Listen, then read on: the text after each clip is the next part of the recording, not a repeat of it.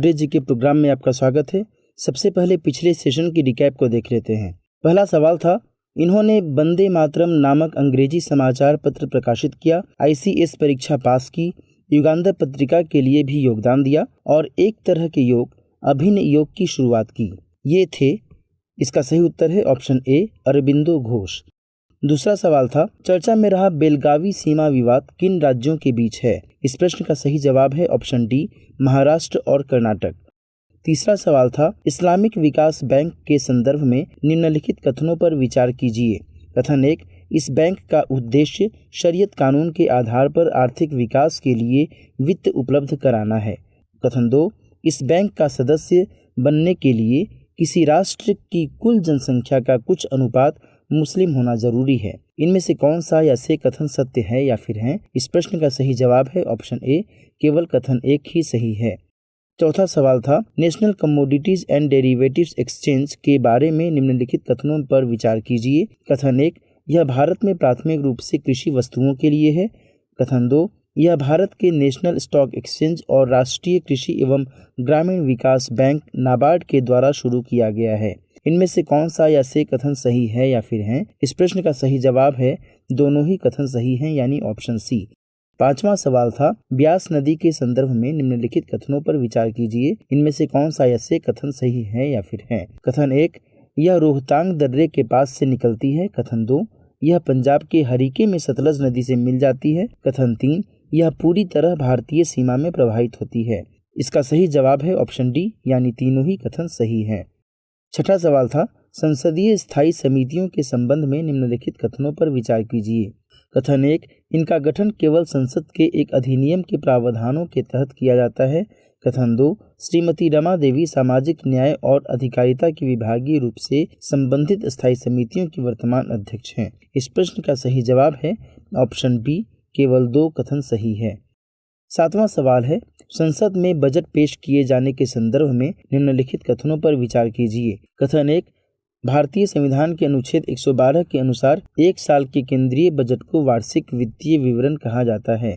कथन 2, बजट में केवल 3 घटक होते हैं, राजस्व एवं पूंजी प्राप्तियों का अनुमान, राजस्व बढ़ाने के तरीके और साधन एवं व्यय का अनुमान। इनमें से पूछा गया था कि कौन सा या से कथन सही नहीं है या फिर है। इस प्रश्न का सही जवाब है ऑप्शन बी, केवल कथन 2 सही नहीं है, कथन 1 सही है। कल के एपिसोड में कथन 1 को भी गलत बोल दिया गया था, उसके लिए हमें खेद है।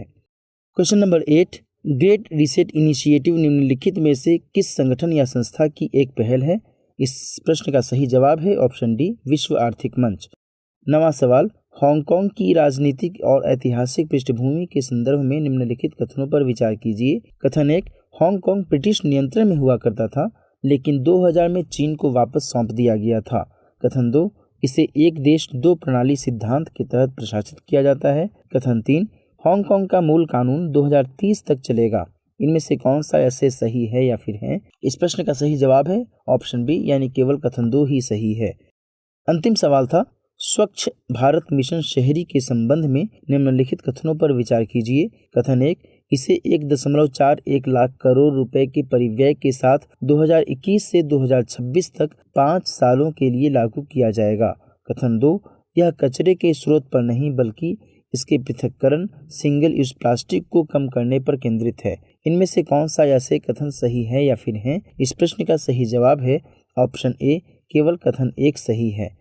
अब देखते हैं हमने आपसे जो अभ्यास प्रश्न पूछा था। प्रश्न था, खबरों में रहने वाले शब्द चिल्लई कला का मतलब है लद्दाख क्षेत्र की तीव्र शुष्क अवधि, हिमाचल प्रदेश की एक विशेष शॉल, कश्मीर घाटी में कड़ाके की सर्दी या फिर अजमेर की प्रसिद्ध हस्तशिल्प कृति। इस प्रश्न का सही जवाब है ऑप्शन सी, कश्मीर घाटी में कड़ाके की सर्दी।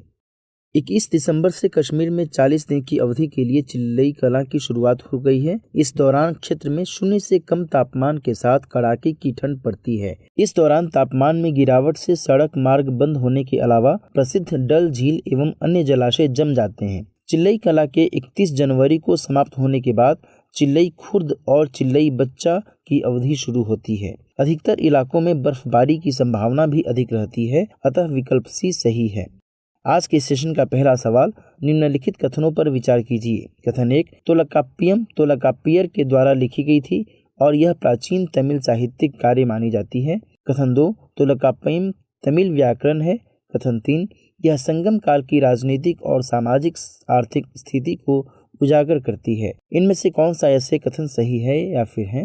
केवल 1 और 2, केवल 2 और 3, केवल 3, 1, 2 और 3।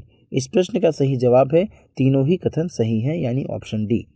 हाल ही में शिक्षा राज्य मंत्री ने तोलकाप्पियम का हिंदी अनुवाद और क्लासिकल तमिल साहित्य की 9 पुस्तकों का भी कन्नड़ अनुवाद जारी किया। भारतीय सांस्कृतिक परंपरा के इतिहास में तमिल भाषा का महत्वपूर्ण स्थान है। उन्होंने कहा कि संगम साहित्य और तोलकाप्पियम इसकी समृद्ध एवं गौरवशाली परंपरा का भाग हैं। तोलकाप्पियम तोलकाप्पियर के द्वारा लिखी गई थी और यह प्राचीन तमिल साहित्यिक कार्य मानी जाती है, अतः कथन 1 सत्य है। यद्यपि तोलकाप्पियम तमिल व्याकरण है और यह संगम काल की राजनीतिक और सामाजिक आर्थिक स्थिति को उजागर करती है, अतः कथन 2 और 3 भी सत्य हैं। इस प्रकार इस प्रश्न का सही जवाब है ऑप्शन डी। दूसरा सवाल, निम्नलिखित युग्मों को देखिए। उच्चतम नागरिक सम्मान और संबंधित देश। Order of Abdul Aziz Al Saud Saudi Arabia. Order of Zayed award Bahrain. State order of Ghazi Amir Amanullah Khan Afghanistan. Order of Saint Andrew award Denmark. उपरोक्त में से कौन से युग्म सही सुमेलित हैं? केवल 1 और 3, केवल 2 और 4, केवल 2, 3 और 4, 1, 2, 3 और 4। इस प्रश्न का सही जवाब है ऑप्शन ए, केवल 1 और 3। हाल ही में प्रधानमंत्री श्री नरेंद्र मोदी को भूटान का सर्वोच्च नागरिक पुरस्कार ऑर्डर ऑफ थे द्रुक ग्यालपू, जिसे नागादग पेलजी खोरलो कहते हैं, उससे सम्मानित किया गया। भारतीय प्रधानमंत्री के द्वारा हासिल अन्य अवार्ड हैं order of Abdul Aziz Al Saud Saudi Arabia का गैर मुस्लिम गणमान्य व्यक्तियों को दिया जाता है, अतः प्रथम युग्म सही है। State order of Ghazi Amir Amanullah Khan Afghanistan का सर्वोच्च नागरिक पुरस्कार है, अतः युग्म 3 भी सही है। Great collar of the state of Palestine award Palestine का सर्वोच्च नागरिक पुरस्कार है जो विदेशी गणमान्यों को दिया जाता है। Order of Zayed award UAE का सर्वोच्च नागरिक पुरस्कार है, अतः दूसरा युग्म सही सुमेलित नहीं है। Order of Saint Andrew award रूस का सर्वोच्च नागरिक पुरस्कार है, अतः चौथा युग्म भी सही नहीं है। Order of the distinguished rule of निशान इजुद्दीन मालदीव द्वारा विदेशी गणमान्यों को दिया जाने वाला सर्वोच्च नागरिक पुरस्कार है। King Hamad order of the Renaissance Bahrain का सर्वोच्च नागरिक पुरस्कार है, अतः विकल्प ए सत्य है। इस तरह इस प्रश्न का सही जवाब है ऑप्शन ए, केवल 1 और 3। तीसरा सवाल, निम्नलिखित कथनों पर विचार कीजिए। कथन 1, सहकारी समिति राज्य सूची का विषय है। कथन 2, बहुराज्यीय सहकारी समितियों को संघ सरकार द्वारा विनियमित किया जाता है। इनमें से कौन सा ऐसे कथन सही है या फिर हैं? केवल 1, केवल 2, दोनों ही कथन सही हैं या फिर दोनों ही कथन गलत हैं? इस प्रश्न का सही जवाब है ऑप्शन सी, दोनों ही कथन सही हैं। सहकारी समिति भारतीय संविधान की 7वीं अनुसूची में राज्य सूची का विषय है, अतः कथन 1 सत्य है। कुछ सहकारी समितियां जैसे चीनी बैंक, मिल्क यूनियन आदि के सदस्य एवं सहयोग के क्षेत्र 1 से अधिक राज्यों में विस्तृत रहते हैं। बहुराज्यीय सहकारी समिति अधिनियम 2002 इन समितियों को शासित करता है। बहुराज्यीय सहकारी समिति अधिनियम के अनुसार इन समितियों पर प्रशासनिक एवं वित्तीय नियंत्रण केंद्रीय रजिस्ट्रार का होता है और कानून बनाने के दौरान यह स्पष्ट किया गया था कि राज्य के अधिकारियों का इस पर कोई नियंत्रण नहीं होगा, अतः कथन 2 भी सत्य है। तो इस तरह इस प्रश्न का सही जवाब है ऑप्शन सी, दोनों ही कथन सही हैं। चौथा सवाल, व्यक्तियों को विदेशी वित्त पोषण के संदर्भ में निम्नलिखित कथनों पर विचार कीजिए। व्यक्तियों को विदेशी वित्त पोषण को विदेशी योगदान अधिनियम के द्वारा विनियमित किया जाता है। कथन 2, FCRA वित्त मंत्रालय द्वारा लागू किया जाता है। कथन 3, सरकार की अनुमति के बिना व्यक्तिगत स्तर पर 25,000 रुपये तक विदेशी वित्त लिया जा सकता है। इनमें से कौन सा ऐसे कथन सही है या फिर हैं? केवल 1, केवल 2 और 3, केवल 1 और 3 या फिर 1, 2 और 3? इस प्रश्न का सही जवाब है ऑप्शन सी, केवल 1 और 3। FCRA लाइसेंस रद्द होने का मतलब यह है कि NGOs गृह मंत्रालय की जांच में लंबित विदेशी दाता से वित्त प्राप्त नहीं कर पाएंगे। भारत में व्यक्तियों के विदेशी वित्त पोषण को गृह मंत्रालय द्वारा विदेशी योगदान विनियमन अधिनियम 2010 के तहत विनियमित किया जाता है। इसलिए कथन 1 सत्य और कथन 2 असत्य है। व्यक्ति विदेशी योगदान बिना गृह मंत्रालय की अनुमति के ग्रहण कर सकते हैं। हालांकि इसमें विदेशी अनुदान 25,000 रुपये से कम ही होना चाहिए। अतः कथन 3 सत्य है। तो इस तरह इस प्रश्न का सही जवाब है ऑप्शन सी, केवल कथन 1 और 3 सही हैं। क्वेश्चन नंबर 5, कोयला गैसीकरण के संदर्भ में निम्नलिखित कथनों पर विचार कीजिए। कथन 1, यह कोयले को सीन गैस में बदलने की प्रक्रिया है। कथन 2, कोयला गैसीकरण से प्राप्त हाइड्रोजन का उपयोग विभिन्न उद्देश्यों जैसे हाइड्रोजन अर्थव्यवस्था को गति प्रदान करने के लिए किया जा सकता है। कथन 3, भारत ने अभी तक कोयला गैसीकरण का लक्ष्य निर्धारित नहीं किया है। इनमें से कौन सा ऐसे कथन सही है या फिर हैं? केवल एक और दो, केवल 2 और 3, 1, 2 और 3। इस प्रश्न का सही जवाब है ऑप्शन बी, केवल कथन 1 और 2 सही हैं। दुनिया भर में कोयले से उत्पन्न बिजली की मात्रा नए वार्षिक रिकॉर्ड की ओर बढ़ रही है। इसके चलते आने वाले समय में वैश्विक स्तर पर कोयले की मांग बढ़ने की संभावना है। कोयला गैसीकरण कोयले को सिंथेसिस गैस, जिसे सिन गैस भी कहा जाता है, उसमें परिवर्तित करने की प्रक्रिया है। Syn gas hydrogen, carbon monoxide और कार्बन डाइऑक्साइड का मिश्रण होता है, इसलिए कथन 1 सही है। सिन गैस का उपयोग विभिन्न प्रकार के अनुप्रयोगों जैसे कि बिजली का उत्पादन और रासायनिक उत्पाद बनाने में किया जा सकता है। कोयला गैसीकरण से प्राप्त हाइड्रोजन का उपयोग विभिन्न उद्देश्यों जैसे अमोनिया बनाने, हाइड्रोजन अर्थव्यवस्था को गति देने आदि के लिए किया जा सकता है, इसलिए कथन 2 सही है। कोयले का इन सीटू गैसीकरण या भूमिगत कोयला गैसीकरण कोयले के भंडार या जहां कोयला पाया जा रहा है वहीं कोयले को गैस में परिवर्तित करने की तकनीक है। भारत ने 2030 तक 4 प्रमुख परियोजनाओं के तहत 100 मिलियन टन कोयले का गैसीकरण का लक्ष्य निर्धारित किया है। इसके लिए 20,000 करोड़ रुपए निवेश किया जाएगा, इसलिए कथन 3 गलत है। तो इस तरह इस प्रश्न का सही जवाब है ऑप्शन बी, केवल 1 और 2। छठा सवाल, न्यूनतम समर्थन मूल्य के संबंध में निम्नलिखित कथनों पर विचार कीजिए। कथन 1, A2 कारक किसान द्वारा केवल नकद में भुगतान की गई सभी लागतों को कवर करता है। कथन 2, A2 प्लस FL में A2 और अवैतनिक पारिवारिक श्रम का अधिरोपित मूल्य शामिल है। इनमें से कौन सा ऐसे कथन सही है या फिर हैं? केवल 1, केवल 2, 1 और 2 दोनों, न तो 1 और न ही 2। प्रश्न का सही जवाब है ऑप्शन बी, केवल 2।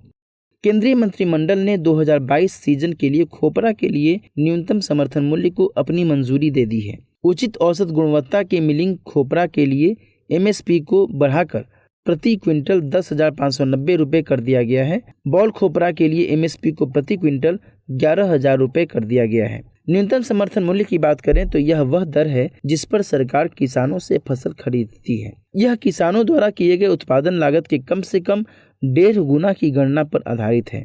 कृषि लागत और मूल्य आयोग 22 अनिवार्य फसलों के लिए MSP और गन्ने के लिए उचित और लाभकारी मूल्य की सिफारिश करता है। अनिवार्य फसलों में खरीफ मौसम की 14 फसलें, 6 रबी फसलें और 2 अन्य व्यावसायिक फसलें शामिल हैं। इसके अलावा तोरिया और छिलके वाले नारियल के MSP क्रमशः रेपसीड, सरसों और खोपरा के MSP के आधार पर तय किए जाते हैं। CACP राज्य और अखिल भारतीय दोनों स्तरों पर प्रत्येक फसल के लिए 3 प्रकार की उत्पादन लागत का अनुमान लगाता है। A2 की बात करें तो इसमें किसान द्वारा बीज, उर्वरक, कीटनाशक, किराए के श्रम, पट्टे पर ली गई भूमि, ईंधन, सिंचाई आदि पर नकद और वस्तु के रूप में भुगतान की गई सभी लागतों को कवर किया जाता है, इसलिए कथन 1 गलत है। A2 प्लस FL, इसमें A2 और अवैतनिक पारिवारिक श्रम का अधिरोपित मूल्य शामिल है, इसलिए कथन 2 सही है। C2, यह एक अधिक व्यापक लागत है। इसके अंतर्गत A2 प्लस FL में किसान की स्वामित्व वाली भूमि और अचल संपत्ति के किराए और ब्याज को भी शामिल किया जाता है। CACP MSP की सिफारिश करते समय A2 प्लस FL और C2 दोनों लागतों पर विचार करता है। तो इस तरह इस प्रश्न का सही जवाब है ऑप्शन बी, केवल 2। क्वेश्चन नंबर 7, प्रलय के संबंध में निम्नलिखित कथनों पर विचार कीजिए। कथन 1, यह भारत की पहली कन्वेंशनल बैलिस्टिक मिसाइल है। कथन 2, यह रक्षा अनुसंधान विकास संगठन द्वारा विकसित ठोस ईंधन आधारित मिसाइल है। उपरोक्त में से कौन सा ऐसे कथन सही है या फिर हैं? केवल 1, केवल 2, 1 और 2 दोनों, न तो 1 और न ही 2। इस प्रश्न का सही जवाब है ऑप्शन सी, दोनों ही कथन सही हैं। हाल ही में प्रलय मिसाइल के सफल परीक्षण के बाद केंद्रीय रक्षा मंत्री राजनाथ सिंह ने DRDO और संबंधित टीम को बधाई दी। प्रलय की बात करें तो यह भारत की पहली कन्वेंशनल बैलिस्टिक मिसाइल है, इसलिए कथन 1 सही है। इसे उत्तरी या पश्चिमी सीमाओं से किसी भी कन्वेंशनल मिसाइल हमले का जवाब के तौर पर तैयार किया गया है। यह रक्षा अनुसंधान विकास संगठन द्वारा विकसित ठोस ईंधन आधारित मिसाइल है। यह युद्धक मिसाइल भारतीय बैलिस्टिक मिसाइल कार्यक्रम के पृथ्वी डिफेंस व्हीकल पर आधारित है, इसलिए कथन 2 सही है। यह मिसाइल आधुनिक तकनीकों से लैस नई पीढ़ी की सतह से सतह पर मार करने वाली मिसाइल है। इस उन्नत मिसाइल को इंटरसेप्टर मिसाइलों से मुकाबले के लिए विकसित किया गया है। यह वायु में एक निश्चित सीमा को कवर करने के बाद अपना मार्ग बदलने में सक्षम है। तो इस तरह इस प्रश्न का सही जवाब है ऑप्शन सी, दोनों ही कथन सही हैं।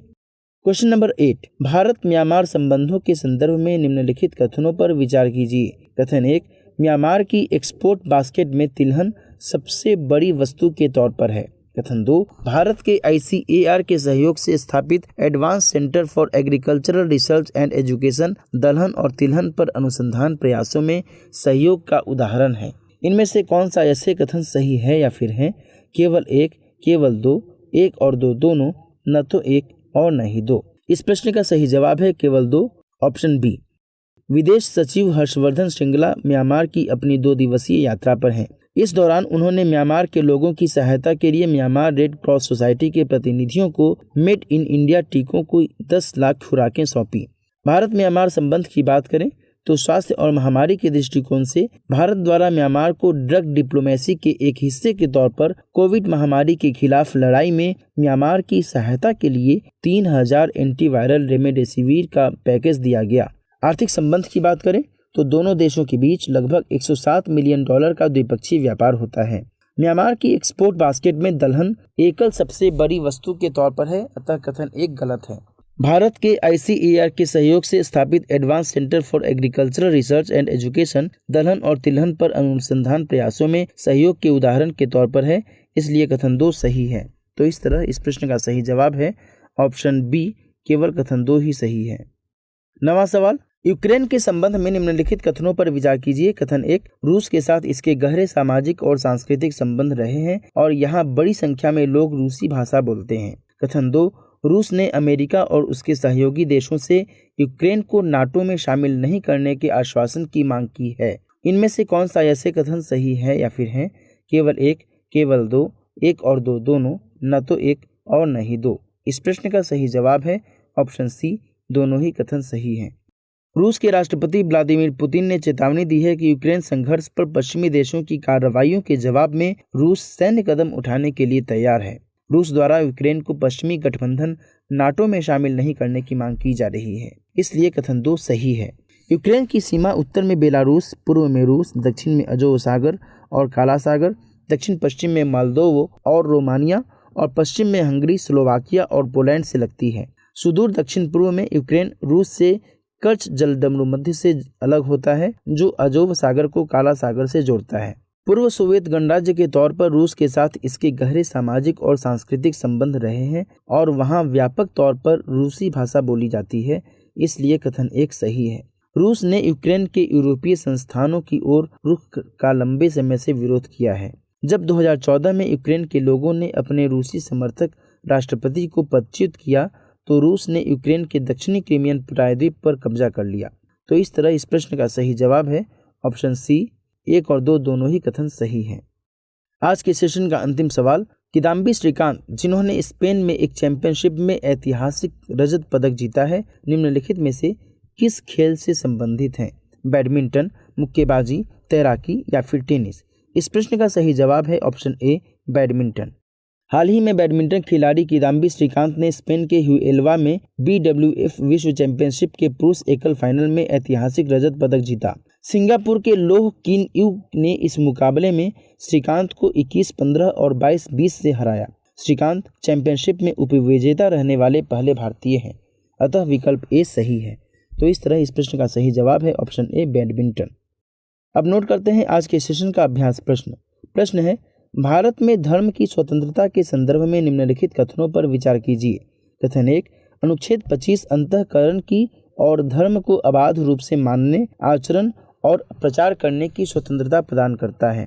कथन 2, अनुच्छेद 26 किसी विशिष्ट धर्म की अभिवृद्धि के लिए करों के संदाय के बारे में स्वतंत्रता प्रदान करता है। इनमें से कौन सा ऐसे कथन सही है या फिर है? केवल 1, केवल 2, 1 और 2 दोनों, न तो 1 और न ही 2। इस प्रश्न का सही जवाब कमेंट सेक्शन में देना न भूलें। मिलते हैं नेक्स्ट सेशन में अन्य महत्वपूर्ण सवालों और उनकी व्याख्याओं के साथ। तब तक के लिए नमस्कार।